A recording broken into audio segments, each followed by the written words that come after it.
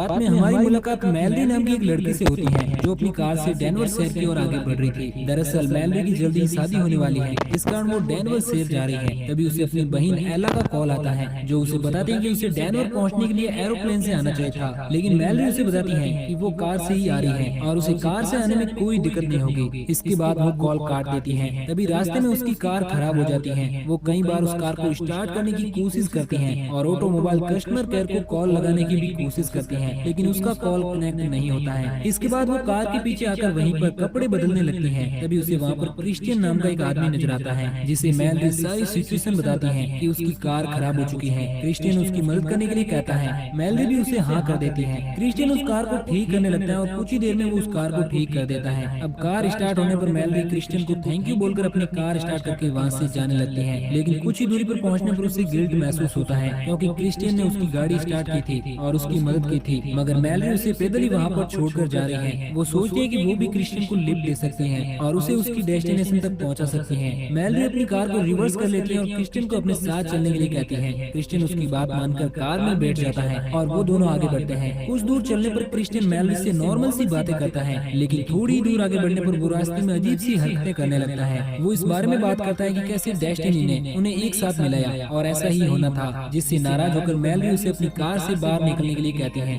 लेकिन क्रिश्चियन ऐसा नहीं करता। वो उसे डराने की कोशिश करता है और अपने पास रखे हुए एक चाकू को निकालकर उसे ड्राइव करने के लिए कहता है और मैलरी भी उसकी बात को मान लेती है क्योंकि उसे क्रिश्चियन से डर लगने लगा था। मैलरी नोटिस करती है कि क्रिश्चियन ने सीट बेल्ट नहीं बांधी है और मैलरी को एक आइडिया आता है। वो सोचती है कि अगले कर्व यानी कि अगले मोड़ पर वो कार को इस तरह मोड़ेगी कि क्रिश्चियन गाड़ी से नीचे गिर जाएगा और वह आसानी से उसे छुटकारा पा लेगी। थोड़ी दूरी पर एक मोड़ आता है जिस पर मैलरी अपनी कार को बड़ी तेजी से टर्न करती है, जिससे कार रोड से नीचे गिर जाती है और वहीं पर पलट जाती है। वो कार बहुत बुरी तरह से क्रैश हो जाती है, जिस कारण मैलरी देखती है कि वो कार में बुरी तरह से फंस चुकी है और उसका एक पैर दरवाजे में अटक चुका है, जिससे बहुत सारा खून निकल रहा है। वहीं हम क्रिश्चियन को देख पाते हैं जो उस कार में होने के बावजूद भी पूरी तरह से ठीक होता है और वह मैलरी को इस हालत में देखकर उसका मजाक उड़ाने लगता है और उसे कहता है कि उसे अपने आप इस कार से बाहर निकलना होगा, वो उसकी कोई मदद नहीं करेगा। ऐसा कहकर वो वहाँ से चला जाता है। मैलरी उस कार से निकलने की बहुत कोशिश करती है और मदद के लिए चिल्लाने लगती है। फिर भी वो कार से निकलने की कोशिश में लग जाती है, लेकिन वो ऐसा नहीं कर पाती और देखते ही देखते अब शाम हो जाती है, जिसके बाद मैलरी को ठंड भी लगने लगती है, लेकिन कार के अंदर मौजूद कुछ कपड़ों को वह यूज करती है और इस तरह वो ठंड से बच जाती है। अब रात होने पर जंगल के जंगली जानवर मैलरी की कार के पास आकर मंडराने लगते हैं, जिससे मैलरी को बहुत डर लगता है। हालांकि वो अपनी कार की हेडलाइट ऑन कर देती है, जिसके बाद वहाँ मौजूद सारे जानवर वहाँ से भाग जाते हैं और किसी तरह मैलरी उस रात को गुजारती है। सुबह होने पर वो एक बार फिर से उस कार से निकलने की कोशिश में लग जाती है, लेकिन उसके पैर से लगातार खून बह रहा था और न ही उसके पास कुछ खाने को था। हालांकि उसके पास पानी की एक बोतल थी और इस तरह से मैलरी उसी कार में वो दिन भी उसी हालत में गुजार देती है और आखिर तक वो कार में फंसी रहती है और अब वो अपनी उम्मीद खोने लगती है। उसे लगता है कि शायद मैं इसी तरह यहाँ पर फंसकर मर जाऊंगी। थोड़ी देर बाद वहाँ पर क्रिश्चियन एक बार फिर से आता है और उसकी ऐसी हालत देखकर मैलरी का मजाक उड़ाने लगता है, जिससे मैलरी को उस पर बहुत ज्यादा गुस्सा आता है, लेकिन वो कर भी क्या सकती थी क्योंकि वो कार के नीचे दबी हुई है। इसके बाद क्रिश्चियन उसे बताता है कि उसने पास ही के घर पर कब्जा कर लिया है क्योंकि घर के लोग घर में नहीं है, वहाँ की पूरी फैमिली बाहर गई हुई है और अब वो उसी घर में अपना डेरा जमा चुका है ताकि वो घर से खाने पीने की चीजें ले सके और अपने अच्छे दिन गुजार सके। इस दौरान क्रिश्चियन मैलरी के सामने ही खाना खाने लगता है और कुछ कोल्ड ड्रिंक भी पीने लगता है और वो उसे चिढ़ाने लगता है। क्रिश्चियन देखता है कि मैलरी की हालत बहुत ज्यादा खराब हो चुकी है, इस कारण वो उसे उसी हालत में वहाँ पर छोड़कर वहाँ से जाने लगता है। इसके बाद एक बार फिर से रात हो जाती है और मैलरी ठंड से बचने के लिए अपने पास रखे हुए लाइटर से कार के पास ही आग जलाती है। थोड़ी देर बाद कोशिश करने पर उसे नींद लग जाती है, लेकिन रात होने पर उसकी नींद खुल जाती है क्योंकि कुछ चूहे उसकी बॉडी पर रेंग रहे थे, जिनसे परेशान होकर वो एक चूहे को लकड़ी की मदद से खत्म कर देती है और उसे खा जाती है क्योंकि उसने 3 दिनों से कुछ भी नहीं खाया था। और इस दौरान मैलरी अपना ही यूरिन पानी की जगह पी लेती है, इससे उसकी काफी हद तक प्यास बुझ जाती है। अगली सुबह मैलरी की नींद खुलती है क्योंकि उसका मोबाइल बज रहा था, लेकिन जैसे ही वो मोबाइल उठाने की कोशिश करती है तभी वहाँ पर क्रिश्चियन आ जाता है, जिसे देखकर वो अपना मोबाइल छुपा लेती है ताकि क्रिश्चियन उससे उसका मोबाइल ना छीन ले। इसके बाद क्रिश्चियन उसे बताता है कि जिस घर में वो रह रहा है वहाँ के लोग एक बार फिर से वापस लौट आए हैं, लेकिन उसने उन लोगों को उसी घर में कैद करके रखा हुआ है और वह उन्हें टॉर्चर भी करता है। इस दौरान क्रिश्चियन उसे बताता है कि वो आज मैलरी की मदद करेगा, वो उसे कार से बाहर निकलने में उसकी हेल्प करेगा।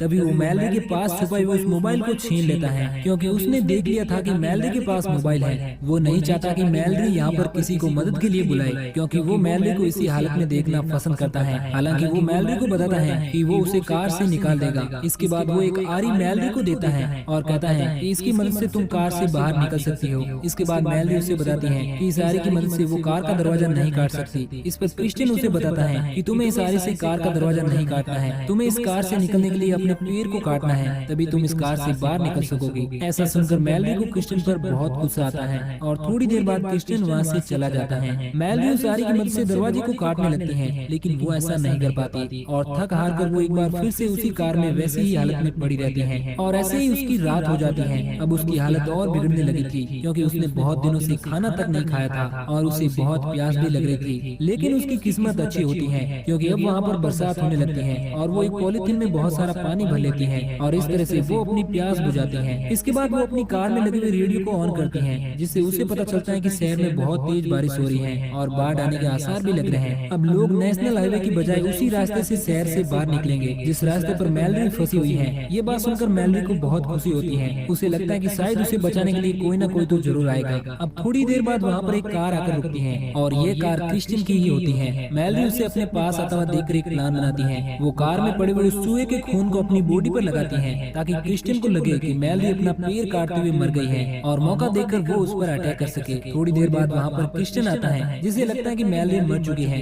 क्रिस्टियन उस कार के नजदीक आता है और मैलरी को चेक करने लगता है, लेकिन इस बीच मैलरी उसके ऊपर अटैक कर देती है और उसकी कार की चाबी छुड़ाकर उसी जंगल में कहीं पर फेंक देती है। जिसके बाद क्रिस्टियन वहाँ से अपनी कार की तरफ हाईवे तक पहुँचता है, लेकिन तभी वहाँ पर एक पुलिस की गाड़ी आ जाती है। इसके बाद क्रिस्टियन उस पुलिस वाले को बताता है कि उसकी कार खराब हो चुकी है। इस कारण वो पुलिस वाला उसकी मदद करता है और उसे अपने साथ वहाँ से लेकर चला जाता है। इस दौरान मैलरी उस पुलिस वाले को बताने के लिए चिल्लाती है, लेकिन वो उसकी आवाज नहीं सुनता क्योंकि वहाँ पर बहुत तेज बारिश हो रही थी। इस कारण वो आवाज उस पुलिस वाले तक नहीं पहुँच पा रही थी और क्रिस्टियन उस पुलिस वाले के साथ वहाँ से चला जाता है और इस तरह से मैलरी एक बार फिर से अपने आप को उसी कंडीशन में फंसा हुआ पाती है और अब उसे पक्का यकीन हो जाता है कि वो यहीं पर मारी जाएगी क्योंकि क्रिस्टियन उसे किसी भी हालत में जिंदा नहीं बचने देगा। अब कुछ देर सोचने पर मैलरी डिसाइड करती है कि उसे अगर इस सिचुएशन से निकलना है तो उसे अपना पैर काटना ही होगा, जिससे उसकी जान बच सकती है और वह बड़ी हिम्मत करके अपना पैर काटने लगती है। लेकिन उसकी किस्मत कुछ और चाह रही थी। तभी वहाँ पर पानी का सैलाब आता है जिससे कार पानी में बहने लगती है क्योंकि बहुत तेज बारिश होने के कारण वहाँ पर बाढ़ आ चुकी थी। कार के बहने के कारण उस कार का दरवाजा खुल जाता है और मैलरी उस कार से आजाद हो जाती है। वो तैरते हुए हाईवे की तरफ आगे बढ़ने की कोशिश करती है, लेकिन उसे वहीं जंगलों में एक घर नजर आता है और उसे लगता है कि शायद वो यही घर है जिस घर से क्रिस्टियन खाने पीने की चीजें लाया करता था और उसने शायद इसी घर में एक फैमिली को बंदी बनाकर रखा हुआ है क्योंकि उस घर से उसे चीखने चिल्लाने की आवाज आ रही थी। अब वो डिसाइड करती है कि वो क्रिस्टियन को खत्म करने के लिए आगे बढ़ेगी और उससे अपने साथ किए गए हर एक जुल्म का बदला लेगी। केबिन की तरफ आगे बढ़ने पर उसे पता चलता है कि उस घर के मालिक ने घर के चारों तरफ जंगली जानवरों से बचने के लिए ट्रैप लगाया हुआ है। अब मैलरी घर के अंदर जाती है जहाँ पर वो देखते हैं कि क्रिस्टियन ने घर के मालिक को बड़ी बेरहमी से खत्म कर दिया है और उस पुलिस वाले को भी मार दिया है जिसने उसे लिफ्ट दी थी। मैलरी एक दूसरे रूम में आ जाती है जहाँ पर उसे एक लड़की नजर आती है जिसे क्रिस्टियन ने बांध कर रखा हुआ था। मैलरी उस लड़की को छुड़ाने लगती है, लेकिन क्रिस्टियन भी वहाँ पर पहुँच जाता है। लेकिन मैलरी के पास एक गन होती है जो उसने उस मरे हुए पुलिस वाले की लाश के पास से उठा ली थी, लेकिन क्रिस्टियन गन को शूट करने से पहले ही उसके ऊपर अटैक कर देता है। इस दौरान दोनों के बीच फाइट होने लगती है और किसी वहाँ से नीचे फेंक देती है। क्रिस्टियन सीधा जाकर ट्रैप में फंस जाता है और इस तरह से उसका एक पैर बुरी तरह से फंस जाता है और उसका बहुत ज्यादा खून बहने लगता है। थोड़ी देर बाद क्रिस्टियन की हालत खराब होने लगती है और वह कुछ ही देर में मरने वाला होता है, लेकिन तभी वहाँ पर मैलरी आ जाती है जो उसे बताती है कि वो उसकी मदद करेगी। वह उसे एक चाकू देकर कहती है कि तुम्हारे पास इस ट्रैप से निकलने के लिए एक ही रास्ता है और तुम्हें इस चाकू से अपने पैर को काटना होगा ताकि तुम यहाँ से आजाद हो सको। दरअसल मैलरी उसे उसी की भाषा में समझा रही थी।